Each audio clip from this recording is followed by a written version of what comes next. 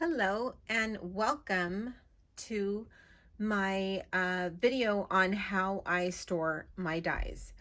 I'm going to show you how I store my dies today, and I usually keep them in this cubby, or I actually just moved them to this area because I'm trying to clean up my crafts here, and this cubicle is nearest my desk.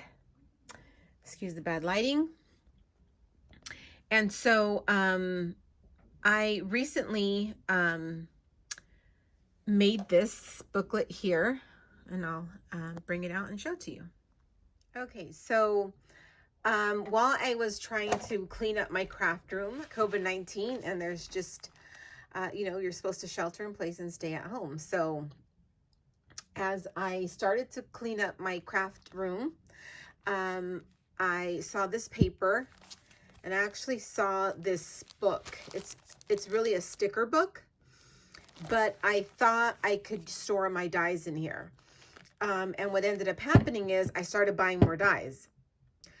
And once I finally got them all in here, I realized this is huge, and I probably shouldn't buy any more dies.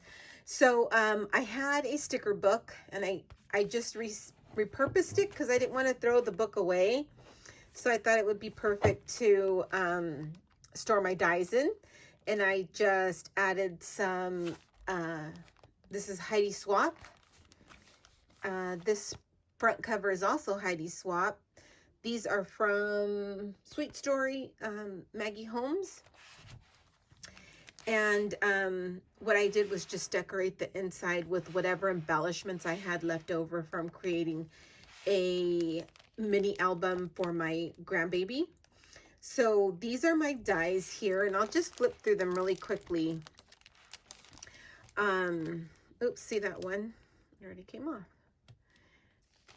So far, I've been able to just kind of stick them in these pockets, and I thought it would be easy because my Cuttlebug is kind of like a machine that's on the go,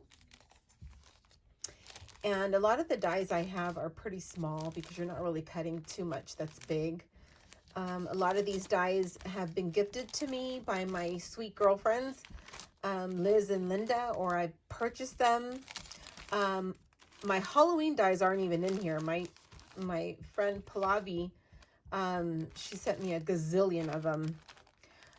So here, I'm not sure if I want to keep these in here or keep these in my Valentine section, and this one got lost from Halloween.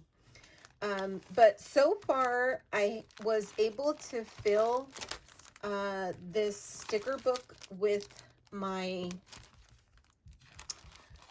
dies. But like I said, I'll probably take some out just so that it's not so bulky. But it ends up staying by my Cuttlebug in that cube. It's an IKEA Kallax cube. But the problem I ran into is my bigger dies. So they're kind of just hanging out right now. But this is pretty much my die collection. I need to come to some type of, I don't know, I need to figure out how to store these big bulky dies, or decide, do I really need them all? That's another question. And I recently, actually, I just painted this Cuttlebug. I had my granddaughter paint the first coat for me. So it's not the best because I tried to go over it. But the second coat actually held up. And then we painted the inside. You could still see a little bit of green in there. And it's not perfect. So anyways, this has been on my dining table for like 2 days because we were letting it dry and stuff. And today I'm like, okay, it's dry. Let me bring it back down And my husband's like, what is that? And I'm like, oh, it's a cuddle bug. I was like, I've had it for like since 2012. And I said, I didn't want to buy a new one. So I ended up just painting this one. I was like, it's really super old. And he's like, go get yourself a new one. So what am I going to do? I'm going to go get myself a new one. But I'd love to hear what suggestions you have for me on how you store your big bulky dies. Because my little book that I made is too fat and it's too small. So thank you for sharing, and I'd love to hear your ideas, or if you have a video, please feel free to link it below or let me know and I can go search your channel. I'd love to know how you store your dies. Thank you.